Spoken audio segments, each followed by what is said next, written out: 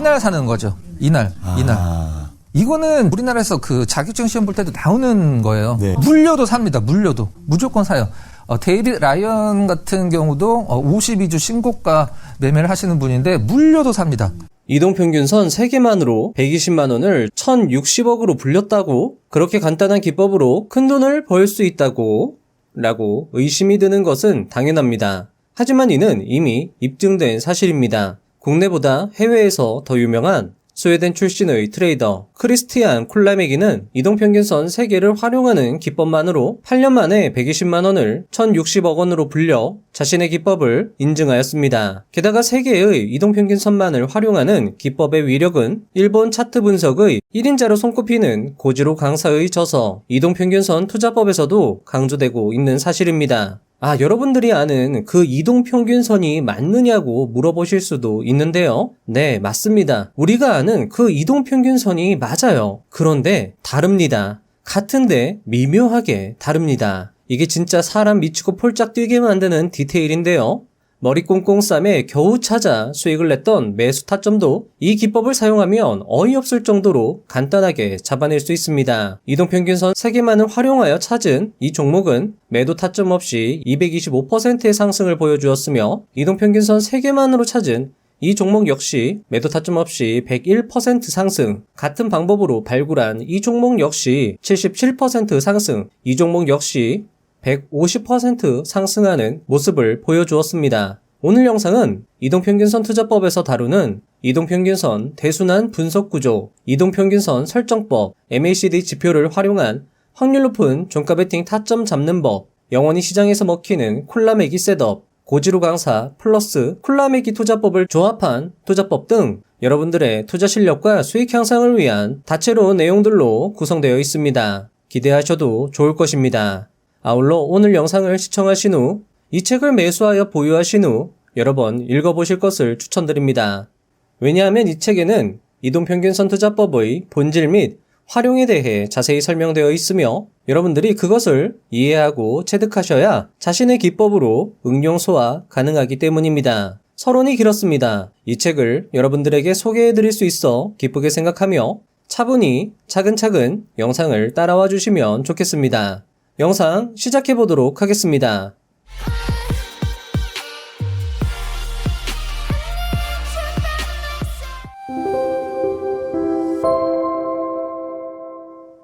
(1) 장수 리스크. 투자의 필요성이 점점 높아짐에 따라 이제 투자는 사회인에게 필수 과목이 되었다. 최근 일본 정부 역시 저축에서 투자로를 외치며 관련 정책을 펼치고 있다. 과거에는 직장 정년이 보장되었고 퇴직금과 연금으로 노후에도 안정적 삶을 유지할 수 있었다. 하지만 지금은 시대가 바뀌었다. 노령화 인구의 급격한 증가는 과거 노후 보장 시스템 붕괴를 야기했다. 언제부터인가 장수를 경사가 아닌 리스크로 여기기 시작했다. 노후 파산이라는 말도 탄생했다. 참으로 무서운 시대이다. 2. 투자의 시대. 이 문제를 해결할 방법은 투자뿐이다. 이제 투자는 좋든 싫든 모든 사람이 해야 하는 필수 과목이 되었다. 투자를 통해 자산을 지키고 불려나가는 기술을 익히지 않는 한은 안심하고 인생을 살아갈 수 없다. 하지만 투자는 절대 쉽지 않다. 공부하지 않으면 성공하기 어렵다. 그러나 올바르게 공부하고 연습한다면 성공 확률을 높일 수 있으며 제대로 익혀두면 꾸준한 수익을 기대할 수 있다. 이 책에서 다루는 이동평균선 대순환 분석은 말은 거창하지만 사실은 이동평균선 3개를 사용할 뿐이다. 차트 분석은 이동평균선으로 시작해서 이동평균선으로 끝난다는 말까지 있을 만큼 이동평균선은 유명한 분석 도구이다. 3. 퍼펙트 오더. 트레이딩의 오래된 승리 방정식은 이미 존재한다. 외국에서는 이 방법을 퍼펙트 오더라고 부른다. 매수하기에 완벽한 조건, 완벽한 기회라는 것이다. 그 방법은 단기, 중기, 장기 이동평균선들이 정배열되고 세 개의 이동평균선이 모두 우상향할 때 매수하는 방법이다. 이 두 가지 조건에 충족하는 종목으로만 매매해도 경쟁 우위를 크게 확보할 수 있다. 단순 명쾌하지만 정말 잘 맞는 매수법이라 할 수 있다. 4. 결국 이동평균선. 나는 직업상 프로트레이더로 불리는 사람들의 이야기를 들을 기회가 종종 있다. 그들의 이야기를 들어보면 신기하게도 트레이딩 경험이 쌓일수록 기본으로 돌아가게 된다고 한다. 다시 말해 기본 분석 지표를 사용하는 사람이 많았다. 피보나치가 어떻고 펜타곤이 어떻고 말하던 사람도 결국은 가장 기본적이고 단순한 분석 지표를 사용하게 되는 것이다. 그리고 이동평균선이야말로 그 필두가 아닌가 생각한다. 어려울수록 기초에 미쳐라. 학문의 길에서 기초는 아주 중요하다. 기초는 단순히 아는 것을 넘어 실제 상황에서 그것을 바로 적용할 수 있도록 배우고 익히는 체득화 과정이 더 중요하다. 세상의 일이 모두 그렇다. 손흥민 만든 아빠, 기본기만 7년 시켰다. 완벽한 실력의 바탕은 기본기에서 나온다. 이동평균선이 매매의 기본임에도 우리는 그것을 간과하여 대박 수익의 기회를 놓치고 큰 손실을 보게 됩니다. 그만큼 기본 지표인 이동평균선을 다룬 오늘 영상은 여러분들의 수익 확률을 크게 늘려줄 것이라 생각합니다. 5. 이동평균선의 역할. 이동평균선의 첫 번째 역할은 가격 변동을 매끄럽게 표현하는 것이다. 가격은 들쭉날쭉 움직이기 때문에 추세를 파악하기 어렵지만 이동평균선은 그 움직임을 평균화해서 매끄럽게 표현하기에 추세를 파악하기가 용이하다. 그런데 이동평균선을 활용하려고 하면 반드시 어떤 문제에 직면하게 된다. 며칠 동안의 평균값을 계산해야 할까? 라는 문제다. 일반적으로 5일 이동평균선은 단기선, 20일, 75일 이동평균선은 중기선, 200일 이동평균선은 장기선이라고 부른다. 하지만 어떤 기간의 이동평균선을 사용할지는 어디까지나 자신이 어느 정도의 시간 간격으로 트레이딩을 하고 있는지에 맞춰서 결정하면 된다. 가령 단기 트레이딩만 하는 사람은 중기선이나 장기선을 열심히 들여다본들 거의 도움이 되지 않는다. 자신의 스타일에 맞는 기간의 이동평균선을 보는 것이 중요하다. 자, 인트로에서 소개한 크리스티언 콜라메기의 경우에는요, 일봉 기준 지수 이동평균 10일, 20일, 50일 선을 사용하였고요. 저자의 경우에는 단순 이동평균선 5일, 20일, 40일 선을 사용하는 것을 확인할 수 있었습니다. 콜라메기의 경우에는 10일선을 단기, 21일선을 중기, 50일선을 장기선으로 활용한 것이고요. 저자의 경우에는 5일선을 단기, 20일선을 중기, 40일선을 장기선으로 활용하고 있습니다. 콜라메기나 저자인 고지로 강사의 경우에는 200일 이동평균선까지도 보지 않고 단기 트레이딩, 단기 스윙을 위해서 장기 이동평균선을 50일이나 40일선을 사용하는 거죠. 아마 여러분들은 여기에서 지수 이동평균선과 단순 이동평균선의 차이점에 대해서 궁금하실 수 있을 텐데요. 자, 이것과 관련해서는 뒤에서 자세히 설명을 드리고 활용법까지 말씀드릴 예정입니다. 자, 요 지수 이동평균선이 오늘 영상의 하이라이트가 될 수 있으니까요. 채널을 고정해 주시면 좋겠습니다. 6. 이동평균선으로 심리를 읽다. 이동평균선을 보는 가장 쉬운 방법은 과거 20일 동안의 가격 평균값과 오늘의 가격을 비교하는 것이다. 만약 20일 이동평균선 위에 캔들이 위치하고 있다면 어떤 의미일까? 과거 20일 사이에 매수한 트레이더들이 현재 수익을 보고 있다는 의미이다. 만일 20일 이동평균선 아래에 있던 캔들이 20일 이동평균선 위로 강력히 올라탔다면 어떨까? 20일 사이에 매수한 트레이더들이 손실을 보고 있다가 수익으로 전환되는 순간을 의미한다. 투자자의 기분은 플러스냐 마이너스냐에 따라 완전히 달라진다. 수익이 나고 있다면 그들은 장밋빛 미래를 그리며 팔려고 하기보단 보유하려고 한다. 손실이 나고 있다면 그들은 실망하여 손절하고 다른 종목을 보유하려고 한다. 이런 심리는 추후 주가의 움직임에 영향을 줄 수 있다.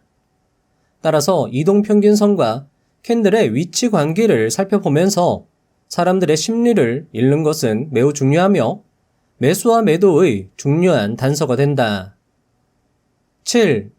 자, 여러분들 중요합니다. 이동평균선의 대순환 구조. 자, 해당 표는 저자의 이동평균선 대순환 분석 구조 표입니다. 자, 책을 통해서 꼭 암기를 하신 후에 여러분들이 트레이딩을 하실 때 항상 기본으로 생각하시고 투자하시면 좋을 것 같은데요. 저자는 주가의 흐름은 총 6개의 스테이지로 구분할 수 있으며 스테이지는 언제나 데드크로스 또는 골든크로스의 발생으로 이행이 된다고 설명을 하고 있습니다. 저자는 스테이지별 대응법을 책에서 설명하고 있는데요. 본 영상에서는 매수와 매도의 급소 타점이 될 수 있는 스테이지 1, 2, 6번 구간에 집중하여 설명을 드리도록 하겠습니다. 자, 저자의 설명을 함께 들어보시죠. 스테이지 1, 안전상승기. 저자는 스테이지 1, 안전상승기를 절대 놓쳐선 안 되는 매수 시기라고 강조하고 있는데요. 중요한 설명이 될 것 같습니다. 안전상승기는 이동평균선이 위에서부터 단기, 중기, 장기로 완전히 정배열되는 시기이다.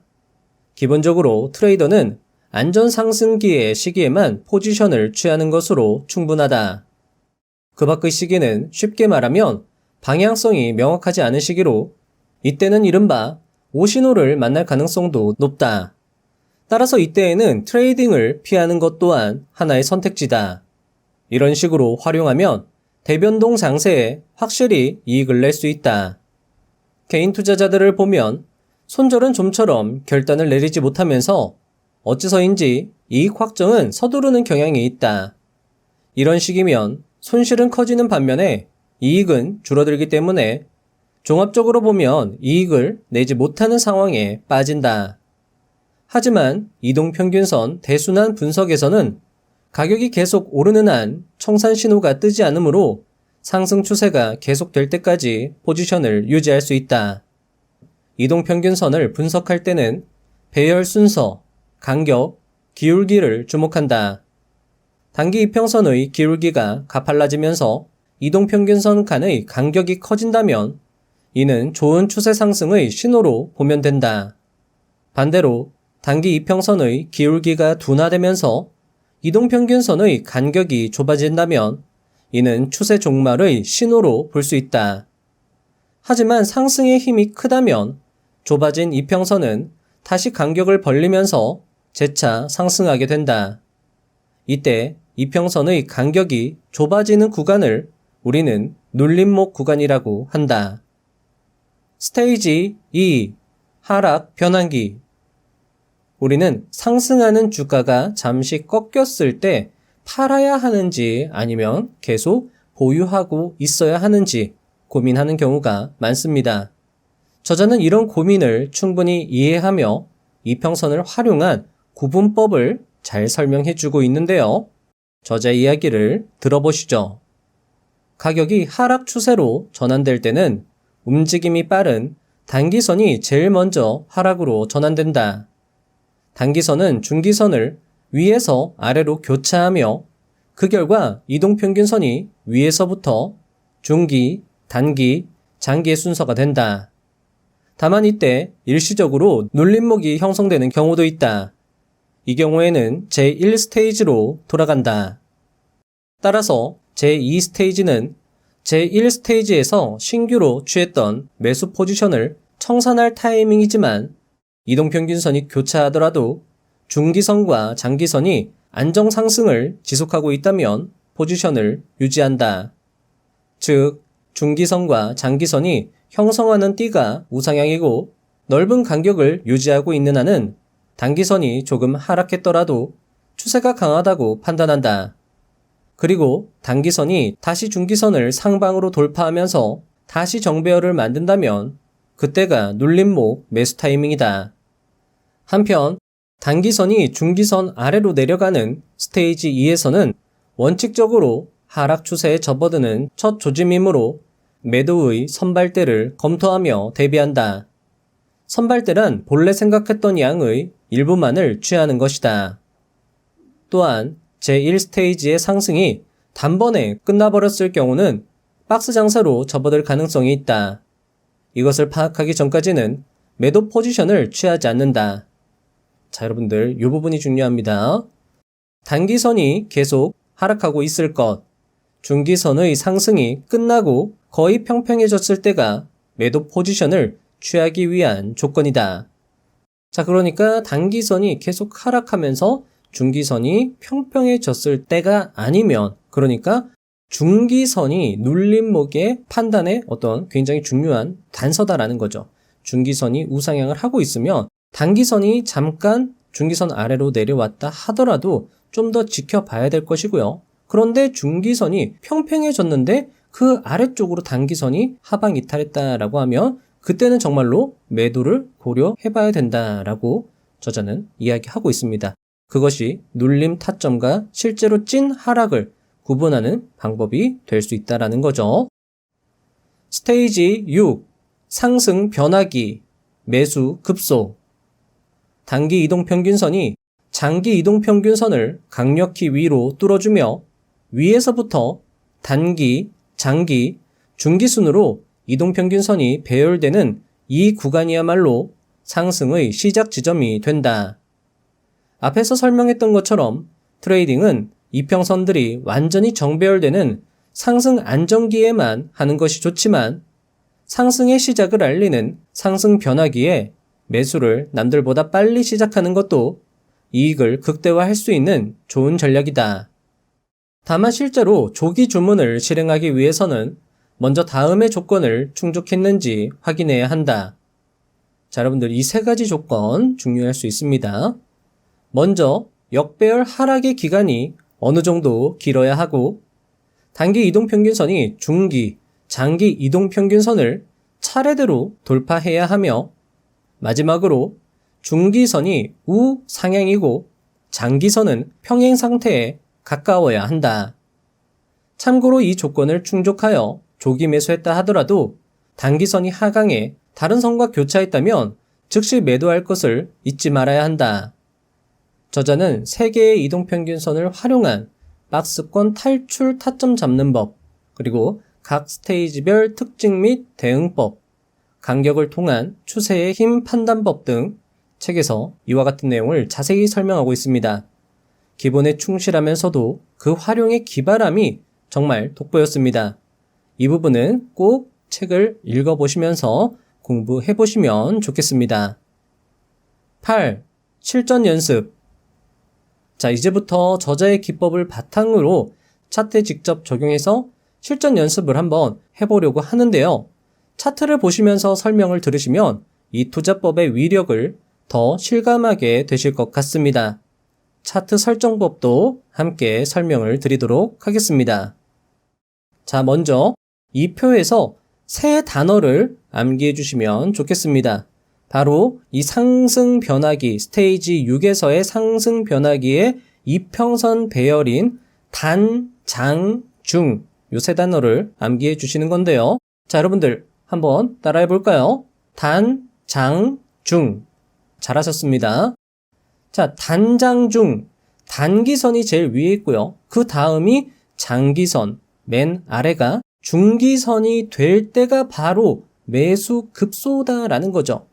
자, 이렇게 암기를 하셨다면 이제 차트에서 매수 타점 찾는 것이 좀 더 수월하실 것입니다. 자, 이제 제가 차트를 보여드릴 건데요. 자, 여러분들 매수 타점을 한번 찾아보시면 좋을 것 같습니다. 자, 앞에서 보여드렸던 3개의 타점으로 찾은 매수 타점에서 101% 상승한 종목을 제가 상승하기 직전에 200일 캔들을 보여드릴 거예요. 200일 캔들을 보여드릴 건데, 자, 여러분들 여기에서 여러분들이 한번 매수 타점을 찾아보시면 좋을 것 같습니다. 자, 여기 위에 단장중으로 여러분들이 기억하셔도 좋고요. 자, 여러분들이 여기 차트 설정을 이따가 하실 텐데 요 색깔로 여러분들이 암기하시고 찾으셔도 좋습니다. 여기 보시면 5일선이 분홍색이고요. 21선 중기선이 파란색, 그리고 41선 장기선이 빨간색입니다. 단장중이라고 하면 분빨파가 되겠죠. 자, 그럼 여기서 위에서부터 분빨파 자리를 여러분들이 찾아주시면 조금 더 쉽게 매수 타점을 찾으실 수 있겠죠. 자, 분빨파를 기억하시면서 매수 타점을 한번 영상을 잠깐 멈춰도 좋습니다. 한번 찾아보시면 좋을 것 같습니다. 자, 찾으셨나요? 자, 이 차트에서는요, 딱 두 개의 매수 타점만이 존재를 합니다. 바로 이 부분과 이 부분인데요. 자, 첫 번째 매수 타점에서는 약간의 수익이 났거나 또는 본절 컷으로 마무리가 되는 타점이었고요. 자, 이 두 번째 타점이 바로 여기 타점입니다. 자, 이 타점은 이 타점과 차이점이 분명합니다. 왜냐하면 이 타점에서는 거래 대금이 터지는 장대 양봉을 뽑아 주었기 때문이죠. 따라서 이런 타점이 나온다라고 하면 이런 왼쪽의 이 타점보다는 여러분들이 조금 더 비중 있게 매수를 해서 수익 극대화를 노리시는 게 좋을 것 같고요. 자, 같은 타점입니다. 분빨파를 사용해서 같은 타점을 찾았다 하더라도 거래 대금이 터지지 않았다라고 하면 조금 비중을 줄여서 대응을 하는 것도 하나의 방법이 될 수 있을 것 같습니다. 자, 여러분들 어떠신가요? 이동평균선을 3개만 두고 보니까 훨씬 차트가 간결하고 매수 타점 찾는 것도 굉장히 쉬워진 걸 확인할 수 있습니다. 자, 앞에서 단기간에 150% 상승한 종목이 있는데요. 이 종목도 제가 200일 기준으로 캔들을 보여드리겠습니다. 자, 여러분들 분빨파 요것만 생각하고 매수 타점을 한번 찾아보시면 좋을 것 같습니다. 찾으셨나요? 자, 이렇게 분빨파만 기억하고 찾는데 명확한 매수 타점을 2개 발견할 수 있습니다. 자, 이 타점 모두 거래 대금이 터지는 매수 타점이었기 때문에 비중 베팅으로 수익을 극대화할 수 있었고요. 이 타점에서 매수를 하였다 하면 대체적으로 큰 수익을 낸 걸 확인할 수 있습니다. 이 타점 같은 경우에는요, 매수 후에 22일 만에 150%의 수익을 주는 매수 급소 타점이었습니다. 자, 여러분들 어떠신가요? 물론 이 기법이 100%는 아닐 것입니다. 투자에는 100%가 없죠. 그러니 틀리는 경우도 있을 겁니다. 하지만 저자는 이 투자법은 경쟁 우위를 확보할 수 있는 투자법이라고 강조하고 있습니다. 즉, 손절이 나가더라도 계속 이 기법을 사용하면 결국 수익이 쌓일 수 있는 투자법이다라는 것이죠.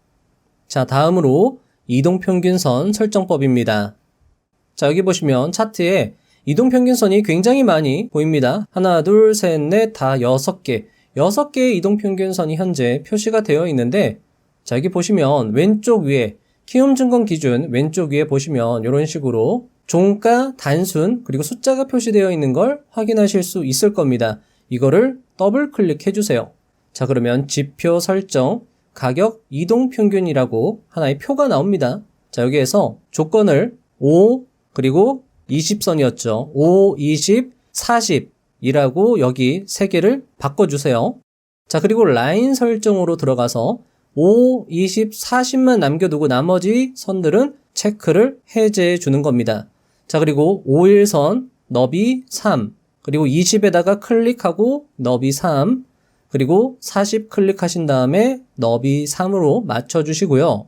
자, 색깔은 여러분들 편하신 대로 하시면 좋습니다. 저는 5일선은 분홍색, 20일선은 파란색, 40일선은 빨간색으로 설정을 하도록 하겠습니다. 자, 그리고 확인을 눌러줄게요.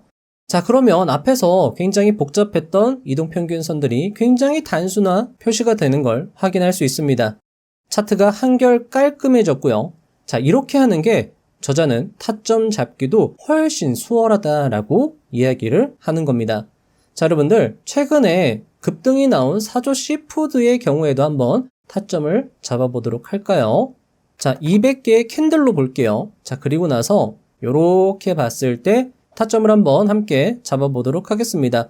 자, 분빨파죠. 분빨파. 분빨파만 찾는 겁니다. 자, 여기가 분빨파가 됐네요. 자, 그리고 거래대금도 터졌죠. 요 부분입니다. 조금 더 크게 보여드릴게요. 자, 분홍색이 빨간색 위로 올라갔습니다. 그리고 나서 이렇게 올라탔는데 요 타점은 그렇게 좋은 타점은 아니죠. 왜냐하면 상승의 추세가 꺾여버린 음봉 캔들이 나오는 타점이기 때문에 이런 타점은 여러분들이 아무리 분빨파다 하더라도 조심하실 필요가 있습니다. 5일선이 빨간색 선 위로 올라갔는데 캔들이 이 5일선 아래에 눌려있다라고 하면 사람의 심리, 앞에 저자가 이야기했던 것처럼 사람의 투자 심리가 위축되어 있는 상태이기 때문에 조금 더 지켜보면서 다시 한번 분빨파가 되면서 캔들이 분홍색 선, 5일선 위로 올라타는 지점을 확인해서 그때를 다시 잡고 들어가는 게 더 좋은 전략이다라고 볼 수 있을 것 같습니다. 자, 이런 식으로 이제 뭔가 보이죠? 여러분들도 아마 보일 겁니다. 이런 식으로 완전히 5일선이 분빨파가 됐죠. 그리고 캔들이 위에 짧은 캔들로 올라타는 걸 확인할 수 있습니다. 자, 이 자리가 일단은 좋은 매수 타점이 될 것 같은데요. 하지만 조금 아쉽습니다. 왜냐하면 거래대금이 터지지 않았기 때문이죠. 그래서 여기에서 매수를 할 수 있습니다. 다만 비중은 조금 줄여주는 게 좋을 것 같습니다. 왜냐하면 거래대금이 터지는 그 타점에서 더 비중 있게 실어주려면 이런 타점에서는 조금 비중 줄여서 매수하는 게 저자의 투자법으로 봤을 때는 더 적절할 수 있을 것 같습니다. 자, 그럼 조금 더 보겠습니다. 그 다음날을 볼게요. 자, 일단은 1차 매수 분량이 여기에서 매수가 들어갔다라고 보시죠. 왜냐면 분빨파, 털려도 들어가야 됩니다. 털려도 들어간다라고 저자는 이야기를 했죠. 자, 여러분들 어떤가요? 자, 이 자리에서 매도가 나가는 겁니다. 5일선을 아래로 깼기 때문에 캔들이 5일선 아래에 내려가게 되면 심리가 무너지기 때문에 일단 매도하고 지켜보고 있다가 다시 타점 나오면 들어가는 게 더 적절할 수 있을 겁니다. 자, 만약에 여러분들이 나는 이런 식으로 매수 매도 하고 싶지 않다라고 하시면 거래량을 조금 기준으로 봐주시면 좋을 것 같습니다. 거래량이 그렇게 평소에 거래량 대비해서 많은 거래량이 터지지가 않았습니다. 그렇기 때문에 이런 타점은 그냥 놓아줘도 괜찮다라는 거죠. 조금 더 보겠습니다. 조금 넓게 볼게요. 자, 명백하게 타점이 나왔죠. 분빨파가 됐고요. 지금 또 좋은 신호가 뭐냐면 중기선까지 장기선을 위로 돌파하려고 하고 있습니다. 자, 거래량을 보시면은요, 거래량이 압도적입니다. 자, 그러면 여기 종가에서 강력하게 우리는 매수를 실행할 수 있다라는 거죠. 자, 그러면 여기서 매수를 우리가 종가 베팅을 했다라고 가정을 해봅시다. 자, 그러면 우리는 매도는 어디에서 해야 될까요? 바로 5일선이 깨지면 그때 매도하면 되겠죠. 자, 한번 보겠습니다. 자, 이동평균선 3개만 가지고 타점을 결정한 거죠. 자, 여기서 종가 베팅 했고요. 자, 아직은 팔 때가 아닙니다. 자, 저자는 언제 팔아야 된다라고 이야기했죠? 단기선이 중기선을 하방 이탈하면 5일선이 21선을 하방 이탈하게 되면 그때 매도를 실행하는 겁니다. 아직은 매도할 때가 아니죠. 자, 그럼 우리는 매수 타점 여기입니다. 비중 있게 들어가 줬고요. 매수 타점 여기 표시를 해보도록 하겠습니다. 자, 수익을 길게 가져가는 겁니다. 분홍색 선이 파란색 선을 이탈할 때까지 보는 거예요. 자, 아직 매도할 때가 아닙니다. 아직도 아니죠. 5일선을 이탈했다 하더라도 지금 현재 수익권이고 아직 5일선을 21선 아래로 깨고 내려가지 않았기 때문에 버티는 겁니다. 여전히 수익이 나고 있는 상황이죠. 아직도 팔지 않습니다. 자, 지금은 조금 불안하죠. 이제 팔아야 되나 말아야 되나를 굉장히 고민해야 될 때다라고 생각할 수 있습니다. 뒤에서 쿨러매기의 매도 타점을 또 설명을 드릴 건데 그거랑 여러분들이 함께 또 조합을 하신다면 조금 더 수익을 극대화할 수 있으실 것 같은데요. 자, 조금 더 지켜보겠습니다. 아직까지는 하방 이탈을 하지는 않았어요. 지금 보시면 5일선이 단기선이죠. 단기선이 중기선을 하방 이탈하려고 하다가 다시 단기선이 중기선의 지지를 받으면서 다시 우상향을 시작하는 걸 볼 수 있습니다. 자, 여러분들 앞에서 우리 공부했죠. 사실 이 타점은요, 불안하긴 하지만 매도 타점은 아닙니다. 왜냐하면 중기선이 여전히 우상향을 하고 있기 때문에 이 지점은 굉장히 높은 확률로 5일선이 다시 우상향하면서 상승할 수 있겠다. 눌림목 매수 타점이죠. 매도 타점이 아니라 눌림목 매수 타점입니다. 따라서 여기서 매수했다라고 하면 여기에서 매도할 게 아니라 종가 베팅을 해야 되는 자리다라고도 볼 수 있는 거죠. 하지만 이릅니다. 아직은 이릅니다. 왜냐하면 저자는요. 5일선, 단기선이 다시 정배열되면서 상승할 때 매수하라고 하거든요. 자, 그러면 캔들 하나 정도 더 보는 겁니다. 자, 굉장히 좋은 신호가 나왔죠. 우리는 공부를 했습니다. 거래량이 터지면서 평소 대비 큰 거래량이 터지면서 다시 양봉을 뽑아 주었고요. 양봉이 나오니까 단기선이 5일선이 우상향하려고 지금 딱 준비를 마친 걸 확인할 수 있습니다. 따라서 이 타점도 역시 종가 베팅 타점이 될 수 있다라는 거죠.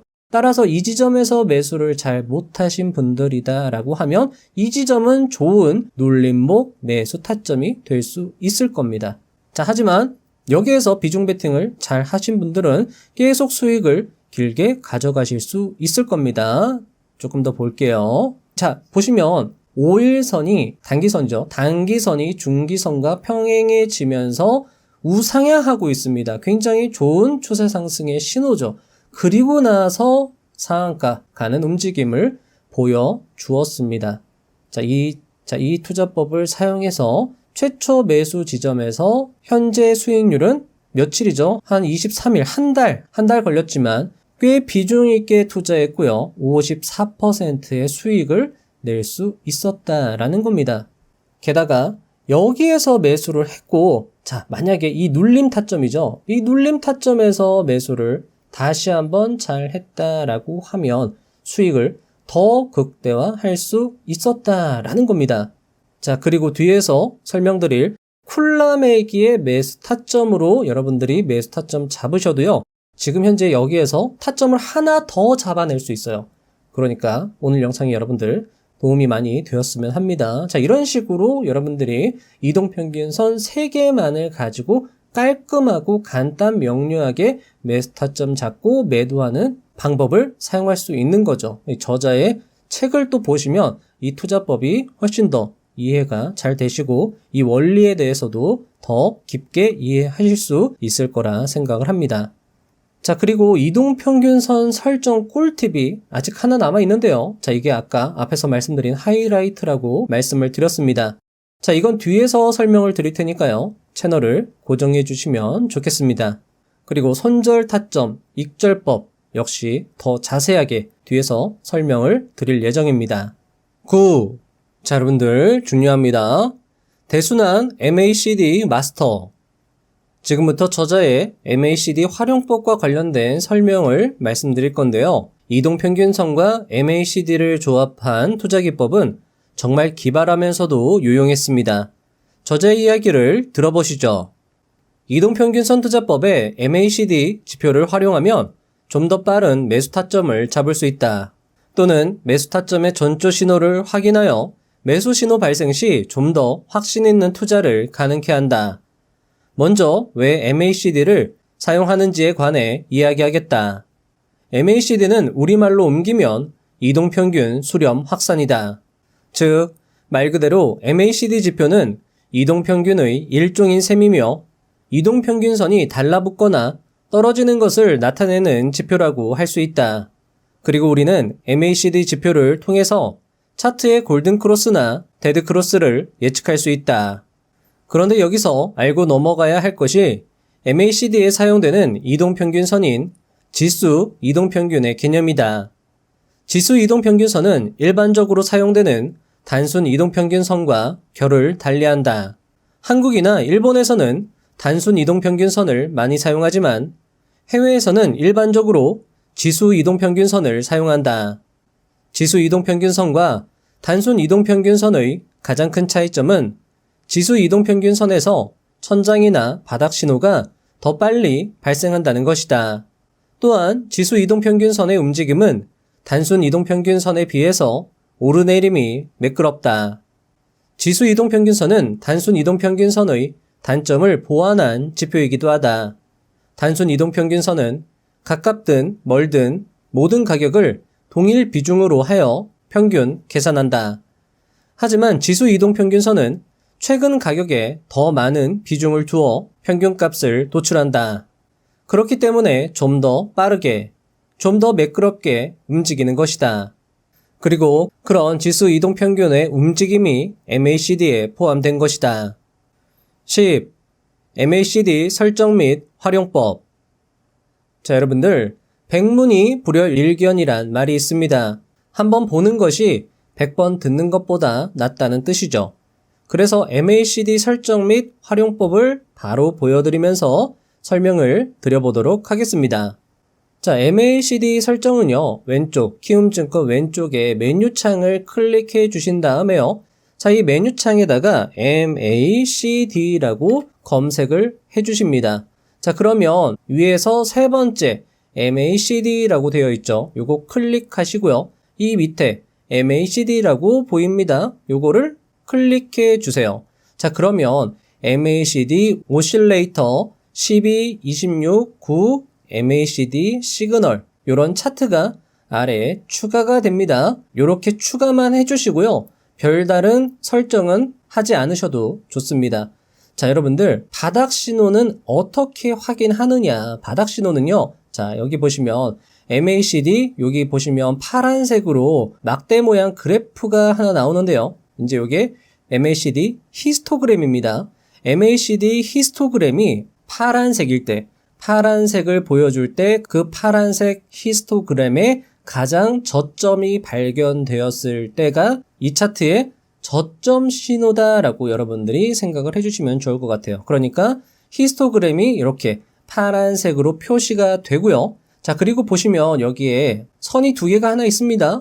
요 선들이 골든 크로스가 발생을 하면 이 차트가 곧 상승이 나오겠다라는 전조 신호로 우리가 이해를 할 수 있는 겁니다. 자, 다시 한번 설명드릴게요. 자, MACD의 히스토그램 음수 영역에 가장 저점이 발생했다라고 하면 이것은 곧 상승의 신호가 나올 것이다. 이동평균선이 정배열이 될 것이다 라는 신호를 미리 이 MACD 히스토그램이 이야기해 주는 거고요. 여기 보시면 이 두 선이 골든 크로스가 발생을 한다. 요 얇은 선, 요 얇은 주황색 선이 상단으로 돌파가 나온다라고 하며 히스토그램 저점 영역이 발생하고 선들이 골든 크로스가 된다라고 하면 이제 곧 이평선들이 정배열되면서 시세를 줄 수 있겠구나라고 우리는 생각할 수 있다라는 겁니다. 자, 반대로 이런 식으로 히스토그램이 양의 영역으로 넘어와서 고점 영역을 만들어준다라고 하면 이제 이 차트가 곧 추세가 꺾일 수도 있겠다라고 생각을 할 수 있는 것이고요. 자, 이런 식으로 보시면 지금 현재 이 위쪽의 선이 아래쪽으로 돌파를 하려고 준비하고 있습니다. 완전히 만났죠? 자, 그러면 이제 우리는 이렇게 생각할 수 있습니다.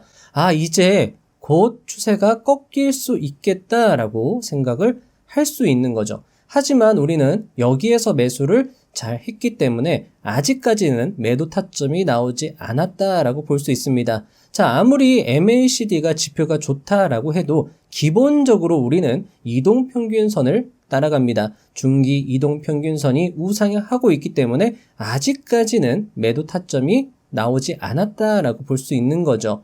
자, 그리고 조금 더 봅니다. 자, 이런 식으로 MACD의 선들이 데드크로스가 발생된 걸 확인할 수 있습니다. 이렇게 데드크로스가 나오니까 가격이 죽는 걸 확인할 수 있죠. 자, 그런데 조금 더 보니까 다시 캔들이 거래량이 터지면서 좋은 캔들이 나오면서 5일선, 단기선이 우상향을 하려고 하니까 이 밑에 MACD가 먼저 반응하는 걸 볼 수 있습니다. 음의 영역에서 히스토그램이 저점을 찍는 걸 확인할 수 있고요. 저점 찍고 히스토그램이 다시 상승하고 있고요. 이 위쪽에 선들이 다시 골든 크로스를 준비하고 있는 걸 확인할 수 있죠. 자, 그리고 나서 다음 캔들을 보니까 이제 거의 이제 또 골든 크로스를 만들려고 준비하고 있습니다. 음의 영역이 나왔고요. 자, 그러면 여기에서 다시 우리는 이렇게 생각할 수 있는 겁니다.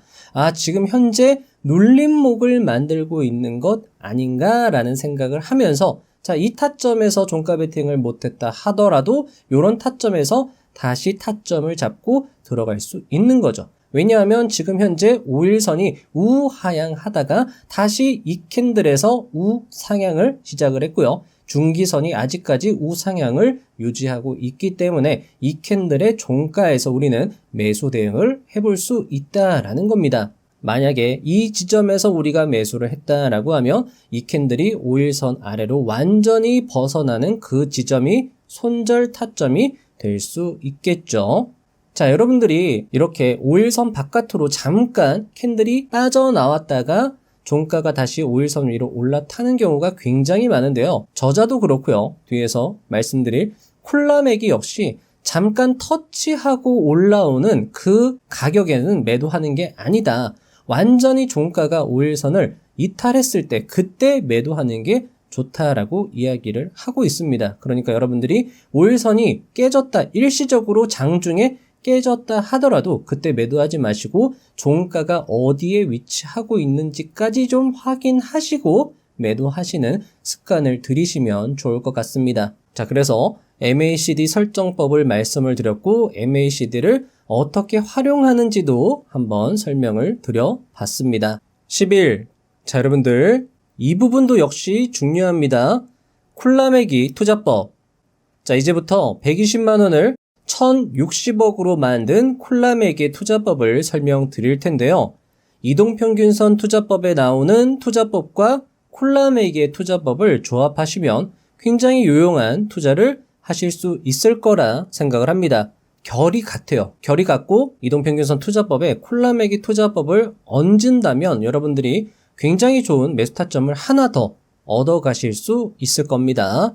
자, 제가 여기다가도 써놨던 것처럼 콜라매기 투자법은요, 이동평균선 투자법에 나오는 매수 타점을 놓쳤을 때도 적용할 수 있다는 장점이 있는데요.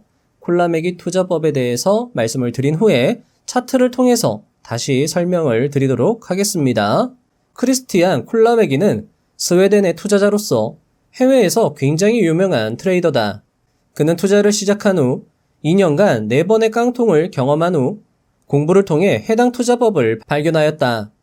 그리고 120만원을 8년 만에 1060억으로 만들어 자신의 투자법을 증명했다. 그리고 그는 자신의 투자법은 영원히 시장에서 먹히는 전략이라고 자신하기도 했다.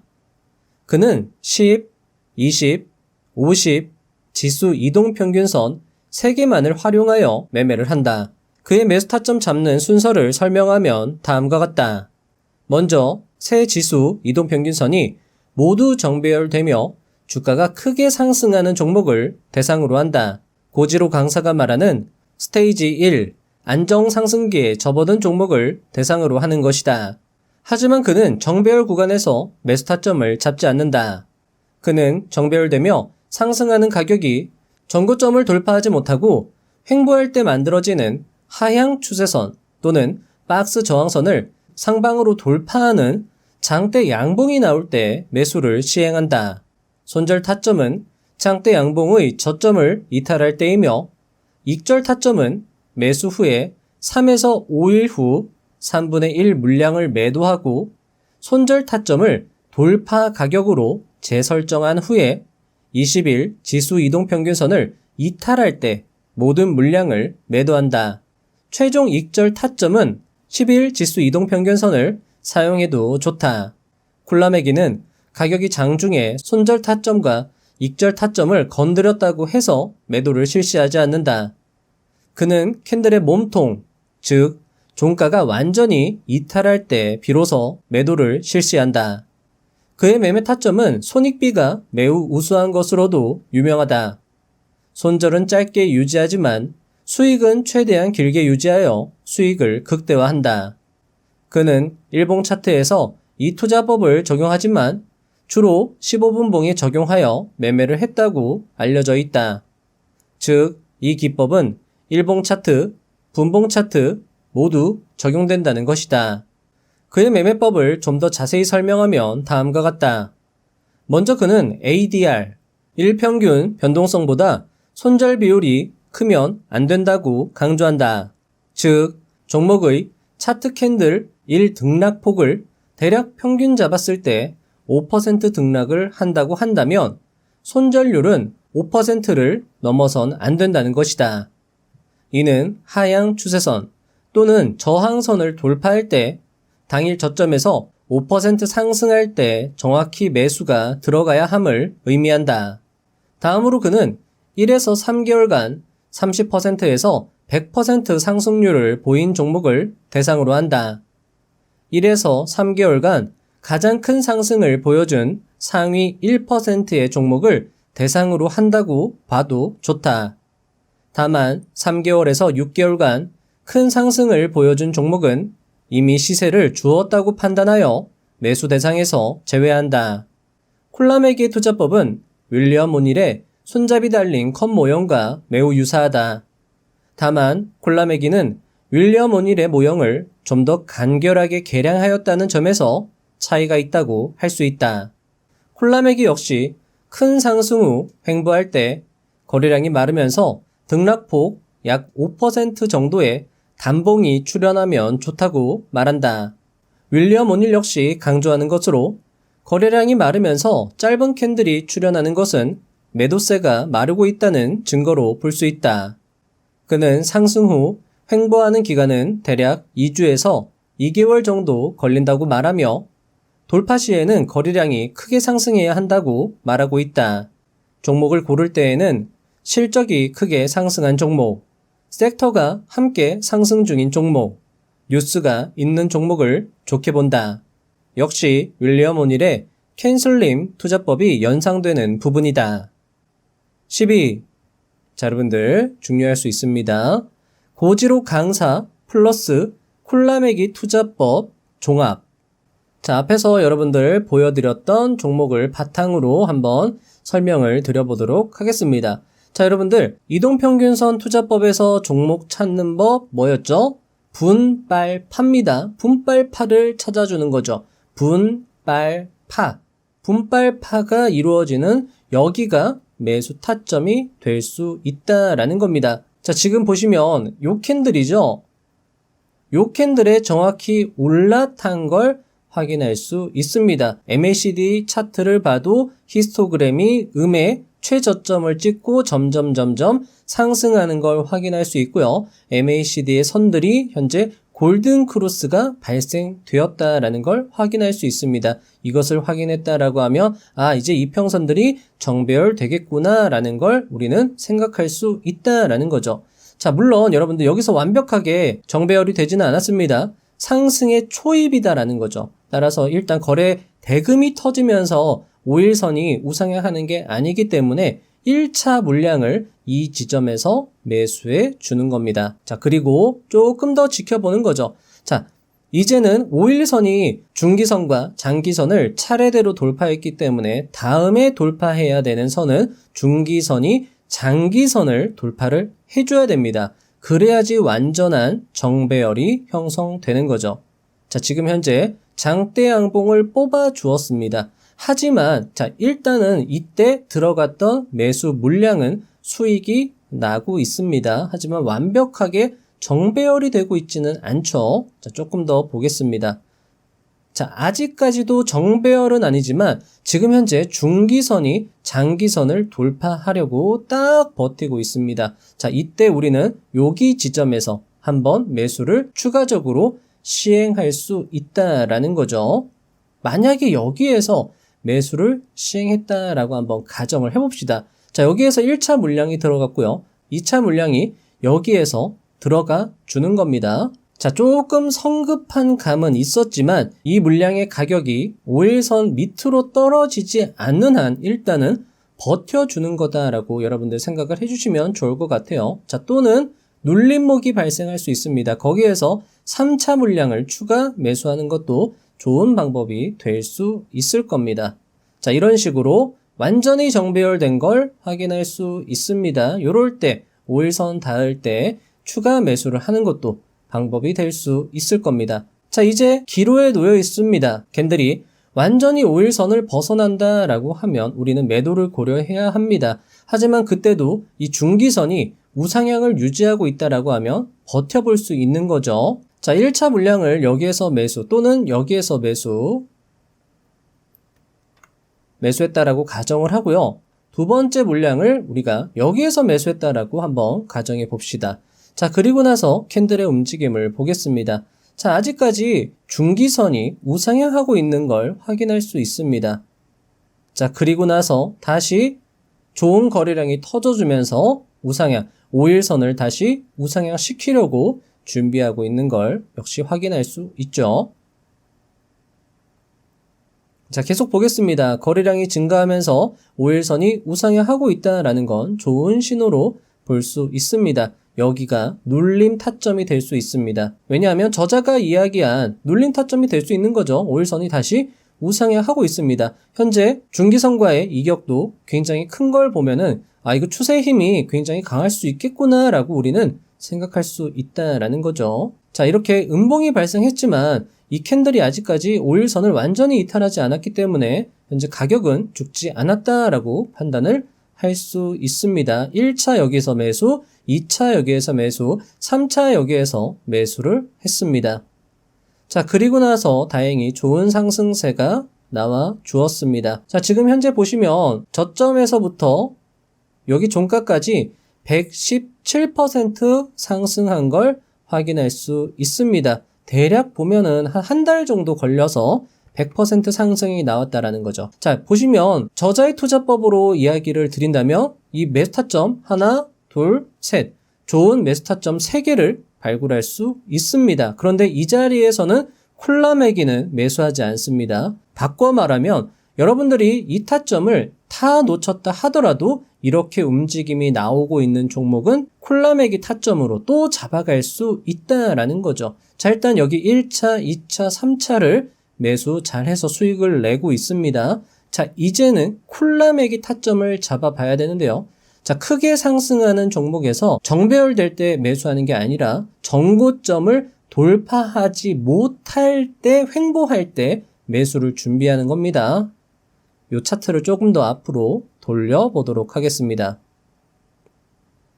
자, 이때부터 준비하는 거예요. 자, 그런데 계속 상승할 때는 정고점을 계속 돌파할 때는 매수하는 게 아닙니다.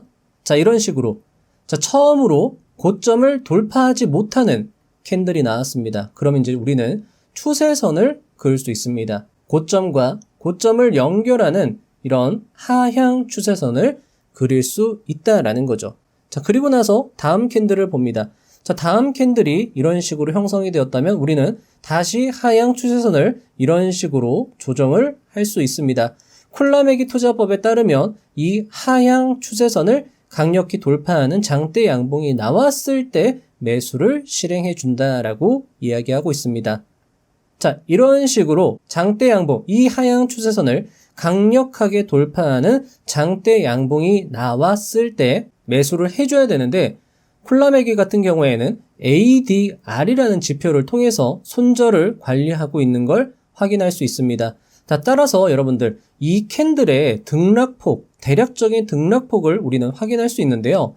자, 고가와 저가만 보시면 됩니다. 고가에서부터 저가까지 몇 퍼센트 움직였는지 보는 거죠. 자, 여기 같은 경우에는 24%, 자, 여기 같은 경우에는 고가에서 저가까지 7%, 여기는 고가에서 저가까지 12%, 여기는 고가에서 저가까지 대략 7%, 8%, 여기도 고가에서 저가까지 한 7%, 8%에서 최대 20%까지.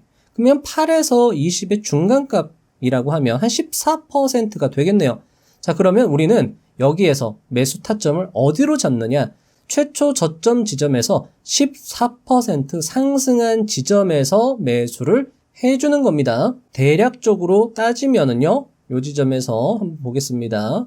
여기 저점에서 14%라고 하면 요 정도 되네요. 여기 되네요. 자, 여기에서 매수를 실행해 주는 겁니다. 요 타점이죠. 요 타점에서 매수를 실행해 줍니다. 물론 여기서 매수할 때 거래량이 충분히 터져 주었는지 확인하는 것도 중요하겠죠. 그리고 저점 대비해서 14% 정도 상승을 했다라고 하면 어느 정도 장대 양봉을 뽑았다라고 볼 수 있는 겁니다. 여기가 바로 콜라매기의 타점이다라는 거죠. 물론 이 사이에서 더 빨리 들어가는 것도 방법일 것입니다. 상방을 돌파하는 그 순간을 노려서 매수를 잘 하면 좋은데 돌파하는 그 순간에 충분한 거래량이 터지지 않았다라고 하면 사실 매수하는 게 조금 껄끄러울 수 있기 때문에 충분히 지켜보면서 다소 높은 지점이다 하더라도 거래량이 충분히 터진 걸 확인하고 들어가는 게 더 좋은 매수 타점이 될 수 있으므로 우리는 규칙대로 콜라매기의 규칙대로 14%의 손절 라인을 각오하고 나서라도 이 지점에서 매수를 해주는 거죠.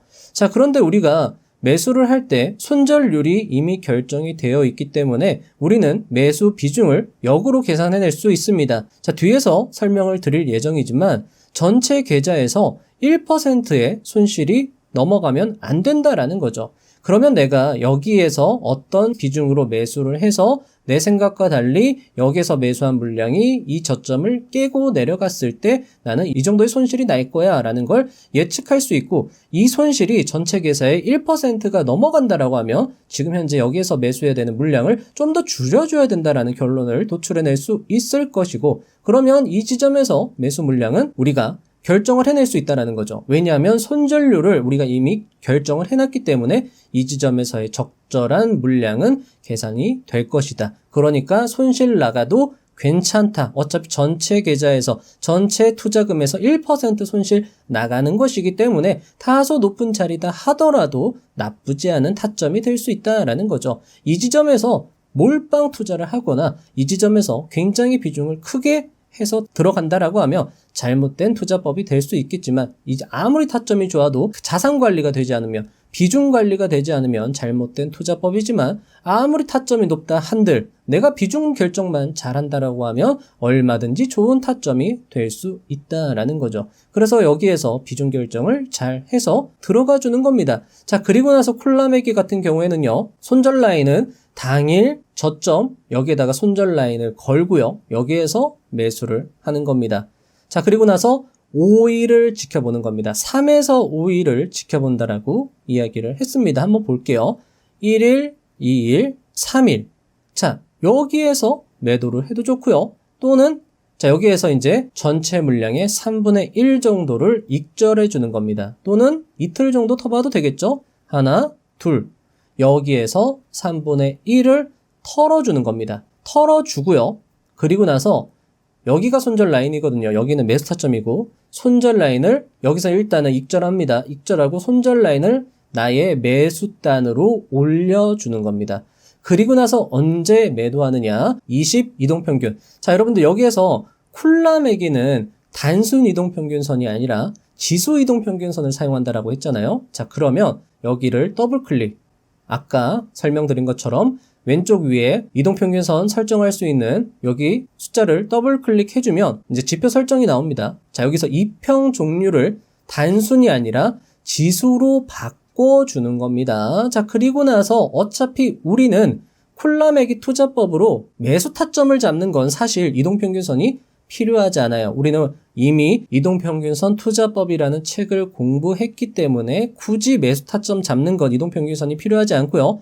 매도할 때 콜라매기의 지수 이동평균선이 필요할 뿐입니다. 따라서 지수 이동평균선으로 바꿔주고 확인을 눌러주면 자, 이런 식으로 20일 이동평균선이 이런 식으로 조정이 되고요. 이 지점을 하방으로 이탈할 때까지 이 수익을 계속 유지해 주는 겁니다. 앞에 지금 현재 최근까지의 가격을 보여드린 거고 이제 계속 유지하면 되는 거죠. 일단은 수익을 확보했고요. 나머지 3분의 2의 물량을 길게 가져가서 수익을 극대화 해주는 겁니다. 자, 그러면 우리는 콜라매기는 여기에서 매수했어요. 자, 그런데 굳이 여기에서 매수할 필요가 없다라는 거죠. 고지로 강사의 이동평균선 투자법에 의거해서 이 지점에서 선발대 들어가고요. 이 지점에서 2차분 매수하고요. 여기 눌림 지점에서 3차분 매수하고요. 여기 지점에서 4차분 매수하면 우리는 더 큰 수익을 낼 수 있다라는 겁니다.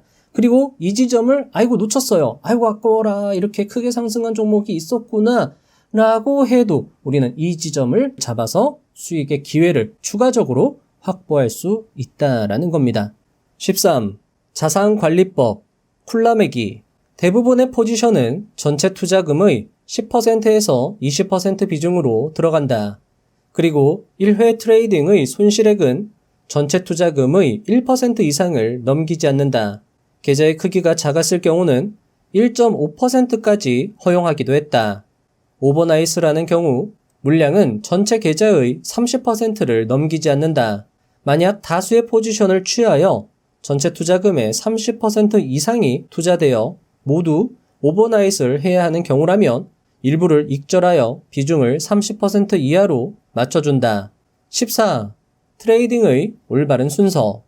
투자뿐만 아니라 스포츠 등에서도 공통되는 점이지만 실력을 키우려면 연습이 반드시 필요하다. 이 책을 읽고 있는 여러분이 안정적으로 수익을 내는 투자자가 되고 싶다면 어떤 과정을 거치며 실력을 키워야 할까? 먼저 제대로 된 이론을 공부할 필요가 있다. 이 책의 목적은 독자 여러분에게 필요한 지식을 확실히 가르쳐 주는 것이다. 그러나 이 책을 읽고 공부했다고 해서 당장 내일부터 수익을 내는 투자자가 될 수 있는 것은 아니다. 공부한 뒤에는 연습이 필요하다. 테니스도 골프도 마찬가지지만 머리로 이해하는 것과 이해한 대로 똑같이 움직이는 것은 별개의 문제다. 이해한 대로 똑같이 움직이기 위한 연습을 나는 프랙티스, 모의 투자라고 부른다. 모의 투자에서 좋은 성적을 냈다면 다음으로 소액으로라도 좋으니 실전 투자를 해봐야 한다. 그리고 투자 결과가 어떠했는지를 스스로 검증해야 한다. 이익 확정은 잘했는가? 손절은 잘했는가? 이런 것들을 검증해보면 당연히 과제가 발생한다. 그 다음에는 반성을 한다. 이때는 이 책을 다시 읽어보기 바란다. 이 책에는 투자에 필요한 지식이 응축되어 있으므로 반드시 새로운 발견을 하게 될 것이다.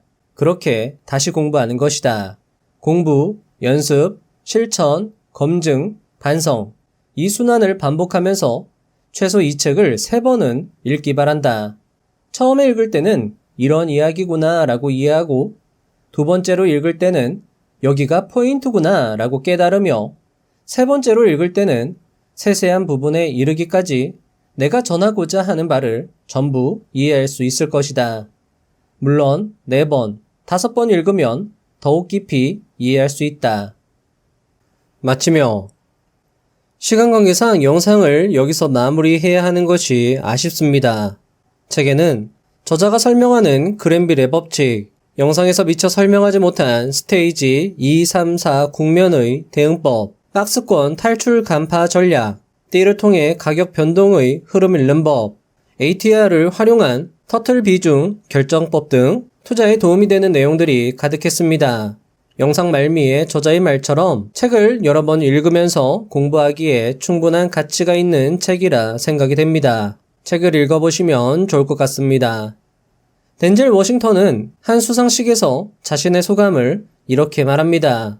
이 젊은이는 10개, 15개, 20개의 짧은 영화를 만들어야 했죠. 문라이트를 만들 기회를 얻기 위해서요. 그러니 절대 포기하지 마세요. 이러한 헌신 없이는 절대 시작할 수 없어요. 하지만 더 중요한 건 일관성이 없다면 절대 끝낼 수 없다는 것입니다. 이건 쉽지 않습니다. 만약 쉬웠다면 지금의 덴젤 워싱턴은 없었을 것입니다. 그러니 계속 노력하세요. 계속 싸우고 절대 포기하지 말고 7번 넘어지더라도 8번 일어나세요. 편안함은 발전에 있어서 고난과 역경보다 더 큰 위협입니다. 편안함이 진전에 있어서는 어려움보다 더 큰 위협이니 계속 움직이고 성장하고 배우세요. 그럼 일터에서 봅시다. 덴젤 워싱턴은 편안함을 이겨내고 헌신과 일관성이 있다면 성공할 수 있을 것이라 말하고 있습니다. 여러분들은 모르실 수 있겠지만 덴젤 워싱턴이 말하고 있는 성공하는 사람들은 성공할 수 있는 사람들은 바로 여러분입니다. 긴 영상을 자신의 시간을 헌신하여 일관성 있게 지금까지 들어주셨습니다. 여러분은 배우고 성장하려고 노력하는 사람임에 틀림없고 그런 사람들은 높은 확률로 성공할 수 있기에 절대 포기하지 마시고 끝까지 노력해보시면 좋겠습니다. 덴젤 워싱턴의 말처럼 그 길은 쉽지 않을 것입니다. 하지만 그 길은 편안함보다 더 안전한 길이며 그 뒤에서 부자의 서원 채널은 응원드리고 도움드리도록 최선을 다하겠습니다. 다음 영상도 알차게 준비해서 오겠습니다. 감사합니다. 부자가 되는 지름길로 저와 함께 달려가시죠.